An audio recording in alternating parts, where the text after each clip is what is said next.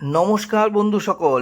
এই যে বাক্সটা দেখতে পাচ্ছেন, এই বাক্সটা হলো একটা আয়রন কাটার। ঠিক আছে, এই যে জালি নামক জিনিসটা দেখতে পাচ্ছেন, এই জালিটার মাধ্যমে যত আয়রন আমাদের ঘরের ভেতরে ঢোকে পাইপের মাধ্যমে, সেই আয়রনটাকে এই জালিগুলো আটকে দেবে। সেটার জন্য আমাদেরকে কি করতে হবে, আমাদের ঘরে যে জলটা ঢোকে সেই জলটা যেই পাইপের মাধ্যমে ঢোকে ওই পাইপটাকে আগে কেটে দিয়েছে, আর এই জালিটা ওইটার মাঝখানে ফিটিং করে দেওয়া হবে।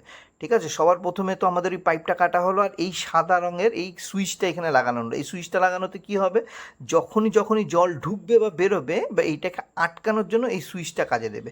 আর এই যে সাদা মালটা, এইটাই হলো সেই অ্যাকচুয়াল মালটা, যেটা এখানে এই যে দেখুন দুটো পাইপের মাঝখানে এটাকে লাগিয়ে দেওয়া হচ্ছে। এবার যে এই পাইপ থেকে যখনই আয়রন আমার ঘরের ভেতরে ঢুকবে, আয়রন জলের মধ্যে এই চালটার মধ্যে আটকে যাবে।